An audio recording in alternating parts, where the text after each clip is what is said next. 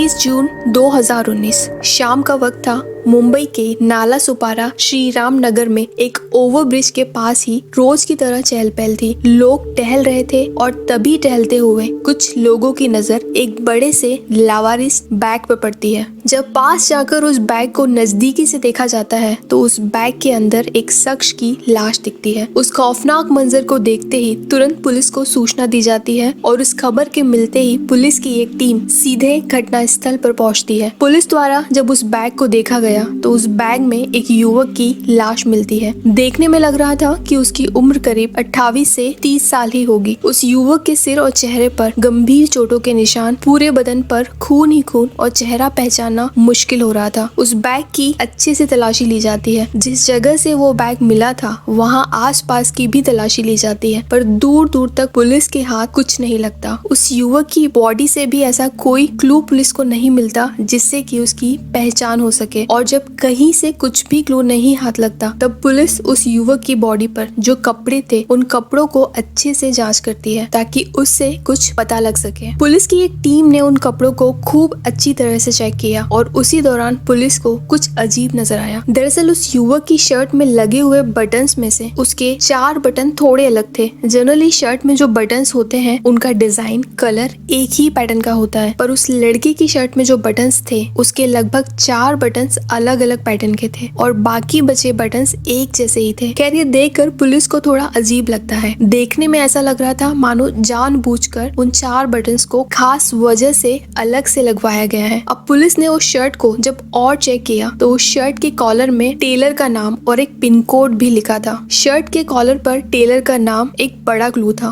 Police की अब तक की छानबीन में उस टेलर के नाम के सिवाय उनके पास और कोई क्लू नहीं था और यहीं से अब इस केस को पुलिस एक ब्लाइंड मर्डर केस के आधार पर इन्वेस्टिगेट करना शुरू करती है। शर्ट में मिले एकमात्र उन अतरंगी बटन के आधार पर पुलिस ने इस केस को इन्वेस्टिगेट करना शुरू किया, पर शायद शुरुआती जांच में उन्हें भी ये मालूम नहीं होगा कि एक छोटा सा क्लू उनके लिए इस केस में कितना मददगार साबित होगा। खैर आज की ये कहानी वाकई अपने आप में बहुत दिलचस्प है और कैसे बड़ी ही स्मार्टनेस के साथ पुलिस ने आज के इस केस को सॉल्व किया। इस अजीबोगरीब मर्डर मिस्ट्री को शुरू करने से पहले आप सभी से एक छोटी सी रिक्वेस्ट है, अगर अभी तक आपने हमारे चैनल को सब्सक्राइब नहीं किया है तो प्लीज हमें सब्सक्राइब कर लें और अगर आपको ये वीडियो अच्छी लगे तो इसे एक लाइक जरूर करें। पुलिस के पास अब तक शर्ट के कॉलर में लिखा टेलर का नाम और पिन कोड तो था ही। सबसे पहले उस लड़के की बॉडी को पोस्टमार्टम के लिए भेजा जाता है और दूसरी ही तरफ उस टेलर के नाम के आधार पर उसकी शॉप की तलाश शुरू की जाती है और उस पिन कोड की मदद से पुलिस मुंबई के पिन कोड 6 में जितनी भी कपड़े सिलने वाली शॉप्स थी उन सभी को तलाशना शुरू करती है। उस टेलर की शॉप को ढूंढने में पुलिस को ज्यादा हार्डवर्क नहीं करना पड़ता है और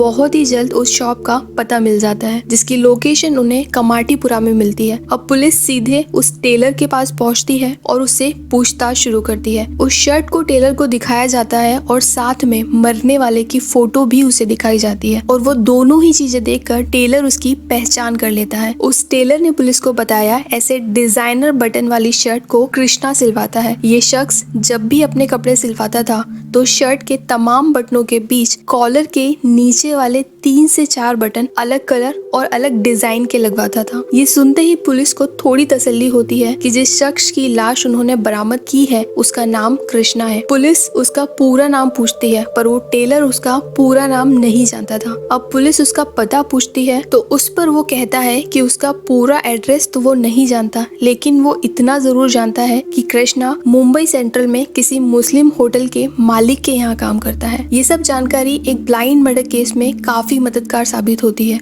और पुलिस की एक टीम अब सीधे सेंट्रल मुंबई के उन होटल्स में कृष्णा की पड़ताल शुरू करती है जिसके मालिक मुस्लिम समुदाय से थे। पुलिस की कई टीम उस होटल की जानकारी जुटाने में लगी हुई थी। एक एक होटल में जाकर कृष्णा की फोटो दिखाकर पूछताछ की जाती है और लगातार की गई कोशिशों के बाद एक होटल में कृष्णा की फोटो दिखाने पर उसकी पहचान हो जाती है और उन्हें पता चलता है कि कृष्णा नाम का ये शख्स इसी होटल में काम करता है। होटल के मालिक पुलिस को बताते हैं कि कृष्णा कृष्णा काम तो यही करता है पर पिछले 4 दिनों से वो होटल नहीं आया है और उसके बारे में उन्हें कोई जानकारी भी नहीं है। इसके बाद पुलिस ने उनसे पूछा कि होटल में और कोई ऐसा शख्स है जो उसका दोस्त है, जिससे उसकी अच्छी बातचीत हो और जिसे उसके बारे में कुछ पता हो। तब पता चलता है कि उसका एक दोस्त है जो भाईदर में रहता है, लेकिन चौंकाने वाली बात ये थी कि वो भी 4 दिन से होटल नहीं आ रहा था। ये सुनकर पुलिस को थोड़ा अजीब लगता है, पर साथ ही उन्हें ये लगता है कि शायद अब कातिल का कनेक्शन उन्हें मिल गया, क्योंकि 4 दिन से कृष्णा भी लापता था और होटल में काम करने वाला उसका एक साथी भी। पुलिस ने कुछ ही टाइम में भाईदर में रहने वाले उस शख्स के घर का पता लगाया और तुरंत उसके पास पहुंच गई और वो शख्स भी पुलिस को वहीं मिल जाता है। पुलिस ने उससे कृष्णा के बारे में पूछताछ की और ये भी पूछा कि वो 4 दिन से खुद होटल क्यों नहीं गया। इस पर उसने बताया कि कुछ दिनों से वो काफी बीमार है, इसीलिए होटल नहीं जा पा रहा है। उसकी हालत देखकर पुलिस को उसकी बात में सच्चाई लगती है, क्योंकि वो वाकई बीमार था। पुलिस ने उससे कृष्णा के बारे में कुछ सवाल पूछे कि कृष्णा किस तरह का व्यक्ति था, किन लोगों के साथ ज्यादातर उसका उठना बैठना था, कृष्णा के बारे में कोई ऐसी बात बताओ जिसके बारे में कम लोगों को ही जानकारी हो। ऐसे तमाम सवाल उससे किए जाते हैं। तब उसने पुलिस को कुछ खास जानकारी दी कि कृष्णा नाला सुपारा में एक लड़की के साथ रहता था और उस लड़की का नाम ज्योति है, लेकिन एग्जैक्टली ज्योति और कृष्णा कहाँ रहते हैं इस बारे में उसे कोई जानकारी नहीं है। खैर, पुलिस को कृष्णा मर्डर में अब तक ज्योति नाम की एक लड़की के बारे में नई जानकारी मिली थी। साथ ही पुलिस ने कृष्णा का फोन नंबर भी उससे ले लिया था, ताकि उसकी कॉल डिटेल से कुछ सुराग पता लग सके। उस फोन नंबर की मिलते ही अब पुलिस ने कृष्णा के फोन की कॉल डिटेल की गंभीरता से पड़ताल शुरू की और इसी दौरान उनकी नजर कुछ अजीब नंबरों पे पड़ती है और जितने भी फोन नंबर जिन पर कृष्णा की आखिरी बार बात हुई थी, उन सभी नंबरों की एक सूची बनाई जाती है। उन सभी नंबर पर एक एक करके कॉल किया जाता है और तभी पुलिस ने उनमें से एक नंबर पर कॉल किया तो वो एक लड़की का नंबर था। पुलिस ने सोचा कि हो सकता है ये नंबर उसी ज्योति नाम की लड़की का हो और पुलिस देर न करते हुए सीधे लड़की के एड्रेस नाला सुपारा के तुलिंज इलाके की प्रगति नगर बिल्डिंग पर पहुंचती है। अब वहाँ पहुंचते ही उस लड़की से पूछताछ होती है। उसका पूरा नाम पूछा जाता है तो वो अपना नाम कुछ और बताती है, पर पुलिस तो ज्योति को ढूंढते हुए वहाँ पहुंची थी। फिर उससे कृष्णा के बारे में पूछताछ होती है, जिस पर उसने बताया कि वो किसी कृष्णा नाम के व्यक्ति को नहीं जानती है। उसे कृष्णा की फोटो भी दिखाई जाती है, ये सोचकर कि कहीं दूसरे नाम से वो कृष्णा को जानती हो, लेकिन फोटो देखकर भी वो साफ इनकार कर देती है कि वो कृष्णा को नहीं जानती। लेकिन पुलिस अभी भी उसकी बातों पर यकीन नहीं कर पा रही थी और उन्हें लगातार उस पे शक था, क्योंकि उसी के नंबर से कृष्णा के फोन पर कॉल आई थी। ऐसे में ये यकीन करना मुश्किल था कि कृष्णा को वो नहीं जानती होगी और उसके लगातार मना करने के बाद अब पुलिस उसे कृष्णा की कॉल रिकॉर्ड्स में लिखा हुआ उसका नंबर दिखाती है। उसने अपने नंबर की आउटगोइंग में कृष्णा के नंबर को देखकर वो लड़की खुद भी चौंक जाती है, क्योंकि वो लगातार यही कह रही थी कि वो किसी कृष्णा नाम के शख्स को नहीं जानती। ये पूछताछ यूं ही चलती रही और कुछ देर के बाद पुलिस को वो बताती है कि उसका ये फोन उसकी एक फ्रेंड भी कभी कभी यूज कर सकती है और हो सकता है कि कृष्णा के नंबर पे ये कॉल उसी ने किया हो। पुलिस अब उसकी फ्रेंड के बारे में पूछती है तो वो उसका नाम ज्योति बताती है। ये सुनकर पुलिस को थोड़ी राहत मिलती है, क्योंकि होटल के भाईदार वाले कर्मचारी ने भी किसी ज्योति नाम की लड़की के बारे में उन्हें बताया था। तो हो ना हो कि ये वही ज्योति हो सकती है जिसकी तलाश में पुलिस यहाँ तक पहुंची थी। अब उस लड़की से ज्योति के बारे में पूछा गया, तब उसने बताया कि वो इसी बिल्डिंग में दूसरी मंजिल पर रहती है। अब पुलिस तुरंत ज्योति के घर में पहुंचती है। उस कमरे का दरवाजा बाहर से बंद था। तुरंत उस कमरे का दरवाजा तोड़ा गया और उस कमरे की तलाश की जाती है। देखने में वो पूरा कमरा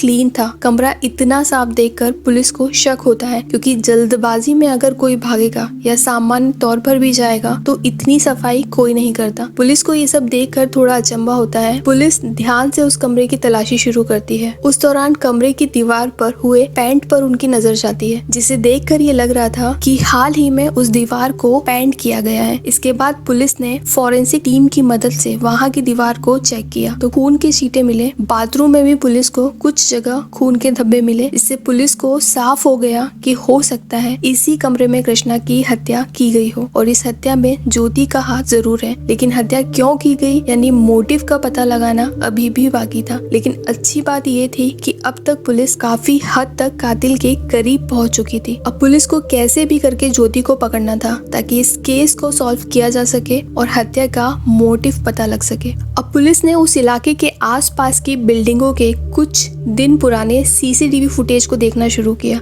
और एक लंबी कोशिश के बाद उन्हें 3 संदिग्ध लोग एक सीसीटीवी फुटेज में दिखे, जिसमें एक लड़की और 2 लड़के एक बैग को ले जाते हुए दिख रहे थे। इस बैग को दोनों युवकों ने एक बाइक पर रखा और आगे की तरफ निकल गए। अब ज्योति की पहचान के लिए उस सीसीटीवी फुटेज में दिख रही लड़की की फोटो पुलिस ने ज्योति की उस दोस्त को दिखाई जिसके फोन से उसने आखिरी बार कृष्णा को कॉल किया था। अब लड़की ने तुरंत उसकी पहचान कर ली कि सीसीटीवी फुटेज में दिख रही वो लड़की ज्योति ही थी। अब पुलिस को पूरा यकीन हो गया था कि इस वारदात में ज्योति शामिल है, लेकिन वो 2 लोग कौन हैं जो इस हत्या में शामिल है। अब पुलिस को ज्योति के साथ उन लोगों को भी तलाश करना था। उस लड़की द्वारा ज्योति को आइडेंटिफाई करने के बाद पुलिस अब उससे ज्योति का मोबाइल नंबर लेती है। उस नंबर की कॉल डिटेल निकाली जाती है और उससे पुलिस को एक खास नंबर उसके कॉल रिकॉर्ड में मिलता है, जिस नंबर पर लगातार कई दिनों से ज्यादा बातचीत हो रही थी। अब जब उस नंबर का पता किया जाता है तो वो नंबर किसी मुख्तार के नाम से रजिस्टर्ड था।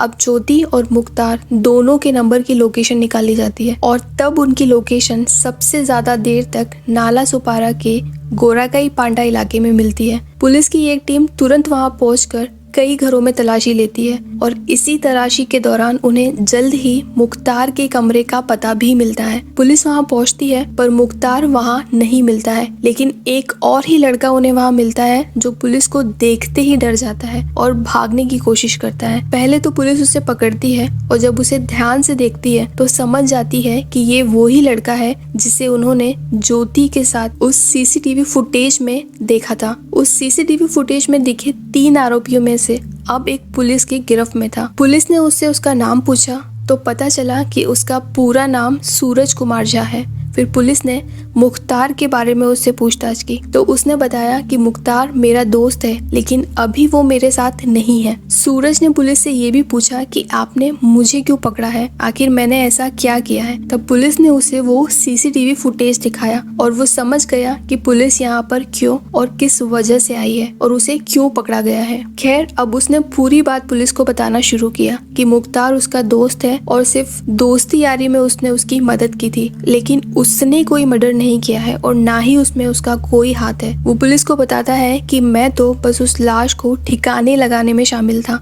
वो पुलिस को बताता है कि मुख्तार और ज्योति ने मिलकर उसकी हत्या की। मुख्तार और ज्योति दोनों एक दूसरे से प्यार करते हैं और हत्या में उन्हीं दोनों का हाथ है। इस केस को इन्वेस्टिगेट करते हुए काफी दिन बीत चुके थे और बहुत हद तक इस केस को पुलिस ने सॉल्व भी कर लिया था, लेकिन अभी भी मुख्य आरोपियों को पकड़ना बाकी था। अब पुलिस ने मुख्तार और ज्योति की तलाश शुरू की और बहुत कोशिशों के बाद भी मुख्तार और ज्योति का कुछ पता नहीं मिल रहा था और तमाम कोशिशों के बाद अब पुलिस ने मुख्तार के सभी दोस्तों को सचेत किया कि अगर कभी भी कैसे भी वो उनसे संपर्क करे तो तुरंत पुलिस को इसकी सूचना दी जाए। सभी के फोन नंबर्स को ट्रैक किया गया और करीब 1 महीना बीतने के बाद मुख्तार ने अपने एक दोस्त से संपर्क किया। मुख्तार ने उसे कॉल किया और बताया कि वो अपने फोन की EMI नहीं भर पा रहा है, इसीलिए उसे कुछ पैसों की सख्त जरूरत है। मुख्तार के उस दोस्त ने उसे पैसे तो दिए, साथ ही पुलिस को भी इसकी लोकेशन की सूचना दी। इसके बाद पुलिस ने मुख्तार की जांच की तो पता चला कि वो मुंबई छोड़कर दिल्ली से सटे यूपी के गाजियाबाद में रह रहा है। मुंबई पुलिस तुरंत गाजियाबाद पहुंचती है और वहां उन्हें मुख्तार के साथ ज्योति भी मिल जाती है। उन दोनों को वहां से अरेस्ट किया जाता है और वापस मुंबई लाया जाता है और मुख्तार और ज्योति दोनों से जब पूछताछ होती है तो एक हैरान कर देने वाली कहानी मुंबई पुलिस के सामने आती है। क्योंकि इस केस की मुख्य आरोपी ज्योति थी। तो पुलिस की पूछताछ में ज्योति ने कुछ इस तरह से अपनी कहानी बताई। ज्योति यूपी के महाराजगंज की रहने वाली थी। एक भरा पूरा परिवार, उसका भाई यूपी पुलिस में, एक आम लड़की की तरह उसकी जिंदगी भी अच्छी चल रही थी। इसी दौरान अपने ही पड़ोस में रहने वाले एक लड़के से उसकी दोस्ती होती है। कुछ टाइम बीतता है और दोनों की दोस्ती प्यार में बदल जाती है और दोनों एक दूसरे के साथ रहना चाहते थे और शादी करना चाहते थे। लेकिन ज्योति का भाई नहीं चाहता था कि उसकी बहन लव मैरिज करे। जनवरी 2018 में ज्योति ने तय किया कि वो अपने प्रेमी के साथ घर छोड़कर भाग जाएगी और प्लान के मुताबिक दोनों भागकर लखनऊ पहुंचते हैं। लखनऊ रेलवे स्टेशन पर दोनों रुकते हैं। वो दोनों घर से भाग तो आते हैं पर उसके प्रेमी के मन में ज्योति के भाई का डर था, क्योंकि वो एक पुलिस वाला था और उसे लगता था कि वो दोनों जहाँ भी भागकर जाएंगे उसका भाई उन्हें जरूर ढूंढ लेगा। इसीलिए अब वो रिस्क नहीं लेना चाहता था और यहाँ से वापस अपने घर लौट जाना चाहता था। लेकिन ज्योति ने उसके साथ फिर घर लौटने से मना कर दिया। इस तरह उसके प्रेमी ने उसका साथ छोड़ दिया और रेलवे स्टेशन से वापस अपने घर चला गया। अब ज्योति वहाँ अकेली थी, वो रो रही थी और उसी दौरान उसे रोता हुआ देख लखनऊ में ही उसे कृष्णा मिलता है। उसका पूरा नाम कृष्णा सानी था। उसे रोता हुआ देख उसी ने ज्योति को प्यार से समझाया और फिर उसने अपने साथ मुंबई चलने को कहा। कृष्णा की दरियादिली देखकर ज्योति खुश हो गई और वो उसके साथ मुंबई आ गई। दोनों नाला सुपारा में एक जगह रहने लगे। कृष्णा होटल में काम करता था, ज्योति भी कुछ काम की तलाश कर रही थी। इस तरह कई महीने गुजर जाते हैं। इसी बीच कृष्णा को एक दिन पता चलता है कि महाराजगंज में लापता ज्योति को तलाशने वाले के लिए 30,000 रुपए का इनाम रखा गया है। उस दिन कृष्णा ने काफी शराब पी थी, इसीलिए नशे में उस इनाम के चक्कर में वो लालच में आ जाता है और यूपी में फोन कर वो बता देता है कि ज्योति इस समय मुंबई में है और वो उसके बारे में सुराग भी दे सकता है। लेकिन अगले ही दिन जब उसका नशा टूटता है तो उसने बातों ही बातों में ज्योति को ये इनाम वाली बात की जानकारी दी और इसी बात से ज्योति उससे काफी नाराज हो गई। उसने कहा कि 30,000 रुपए के लिए वो उसे बेच डालेगा और तब से ज्योति और उसके बीच दूरी बनने लगी। इस बात के लिए कृष्णा ने उसे माफी भी मांगी कि उसने नशे में ये सब किया था और आगे वो ऐसा नहीं करेगा। चूंकि कृष्णा ने यूपी फोन कर दिया था, इसीलिए दोनों को यूपी पुलिस ट्रेस कर रही थी। इसीलिए दोनों ने अपने पुराने फोन नंबर्स को बंद करके अपना कमरा भी चेंज कर दिया। अब दोनों नाला सुपारी की ही एक अलग कॉलोनी में आकर किराए पे रहने लगे और यहाँ जिस कमरे में वो रहते थे उसका मकान मालिक का भांजा था मुख्तार। मुख्तार अपने मामा से मिलने वहाँ अक्सर आया जाया करता था और तभी मुख्तार की मुलाकात ज्योति से होती है। फिर दोनों में दोस्ती और प्यार होता है। मई 2019 में कृष्णा को कैटरिंग के काम के लिए 1 महीने के लिए पुणे जाना था। इसी बीच मुख्तार और ज्योति में नजदीकियां बढ़ गई और ज्योति बिना बताए मुख्तार के साथ कहीं और शिफ्ट हो गई। जब कृष्णा लौटा तो उसे पता चला कि ज्योति किसी और के साथ दूसरी जगह शिफ्ट हो गई है। तब उसने ये पता लगाया कि वो कहाँ रह रही है और उसके बाद उन दोनों के बीच काफी लड़ाइयाँ हुई। वो अक्सर ज्योति से मिलने वहाँ जाया करता था। धीरे धीरे मुख्तार को भी इस बारे में पता चला, जिसके बाद से वो कृष्णा से नाराज रहने लगा। इसी बीच ज्योति ने एक दिन कृष्णा को समझाने के लिए अपने ही पास में रहने वाली एक लड़की के फोन को मांगकर उसे कॉल किया। बात करने के बाद उसने कॉल हिस्ट्री से कृष्णा का नंबर भी हटा दिया। उस कॉल के बाद कृष्णा नशे में धुत होकर गुस्से में ज्योति के कमरे पे पहुंचा, उसके साथ मारपीट की। दोनों के बीच लड़ाई हुई और इसके बाद नशे में धुत होने के कारण कृष्णा ज्योति के ही कमरे में बेहोश हो गया। काफी देर बाद जब मुख्तार कमरे में आया तो कृष्णा को देखकर उसे गुस्सा आया और उसने गुस्से में हथौड़ी से उसके सिर पर और चेहरे पर कई बार हमला किया, जिससे उसकी मौत हो गई। इसके बाद मुख्तार ने अपने दोस्त सूरज कुमार झा को बुलाया और फिर आधी रात के बाद उन तीनों ने मिलकर कृष्णा की लाश को बैग में डालकर ठिकाने लगा दिया और आखिरकार 1.5 महीने की कड़ी मेहनत के बाद मुंबई पुलिस ने इन तीनों को पकड़ लिया। तो ये थी मुंबई की एक अजीबोगरीब मर्डर मिस्ट्री। आपको ये कहानी कैसी लगी हमें कमेंट करके बताएं। जल्दी मुलाकात होगी फिर एक नई कहानी के साथ। अपना ध्यान रखें, अपनी फैमिली का ध्यान रखें। इस वीडियो को लाइक करके हमें सब्सक्राइब जरूर करें। Thank you.